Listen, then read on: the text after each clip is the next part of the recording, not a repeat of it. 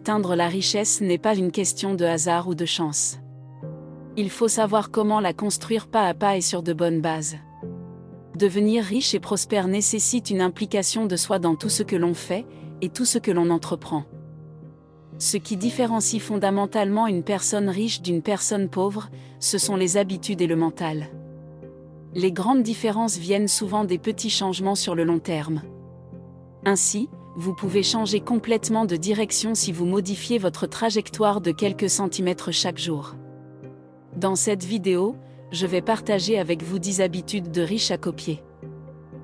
Surtout, restez jusqu'à la fin pour ne rien rater. Numéro 1. Vivez selon vos moyens et faites des économies. Les gens riches évitent les dépenses excessives en payant leur avenir en premier. C'est-à-dire investir en toi par le biais de formation par exemple, et te constituer une épargne de sécurité. Les économies et les investissements sont les fondations de ta réussite. Les dépenses inutiles et les dettes tes ennemis.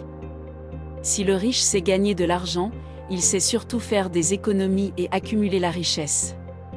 De nombreux pauvres sont des riches qui n'ont pas su garder leur argent. Appliquez la fameuse règle des 20/80. Économisez 20% de vos revenus et vivez avec les 80%. Évitez de trop dépenser et de galérer avec un train de vie au-dessus de vos possibilités et un endettement.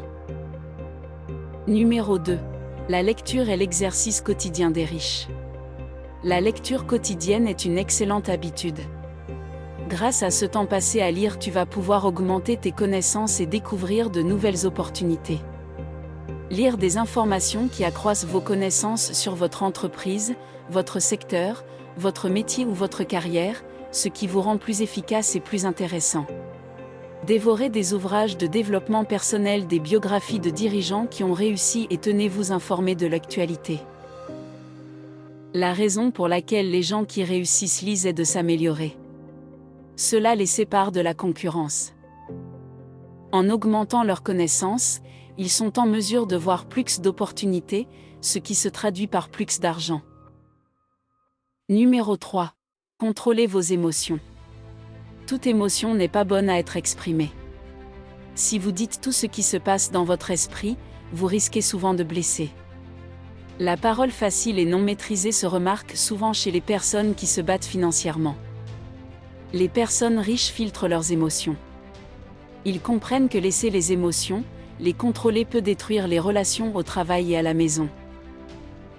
Numéro 4. Définissez vos objectifs quotidiennement afin de bien commencer sa journée professionnelle. En l'occurrence, la planification de ces tâches est primordiale. L'idéal serait de définir la veille un nombre précis de tâches principales à accomplir le lendemain. Afin d'être sûr d'atteindre ces objectifs, il est nécessaire de limiter cette liste à 3 choses à faire, celles les plus importantes. Il faut noter que mettre trop de tâches à accomplir en une journée risque de vous pousser à une action.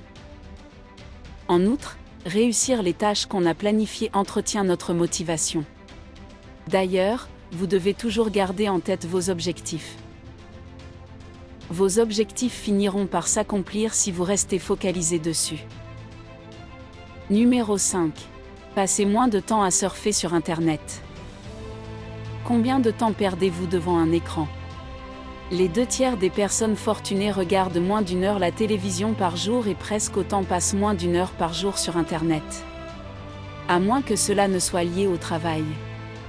Au lieu de cela, ces personnes utilisent leur temps libre consacré au développement personnel, au réseautage, au bénévolat, à des emplois secondaires, ou à des entreprises secondaires, ou à la poursuite d'un objectif qui mènera à des récompenses plus tard.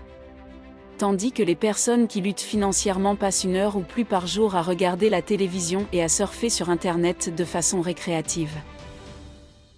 Numéro 6. Avoir un mentor et des modèles à suivre. Le chemin le plus court vers le succès, c'est la copie. Il faut avoir des gens qui ont réussi à devenir millionnaires dont vous allez vous inspirer, que vous allez copier et que vous allez écouter pour savoir la meilleure façon pour vous de devenir millionnaire. Non seulement il faut avoir un mentor, mais il faut savoir le suivre et l'écouter.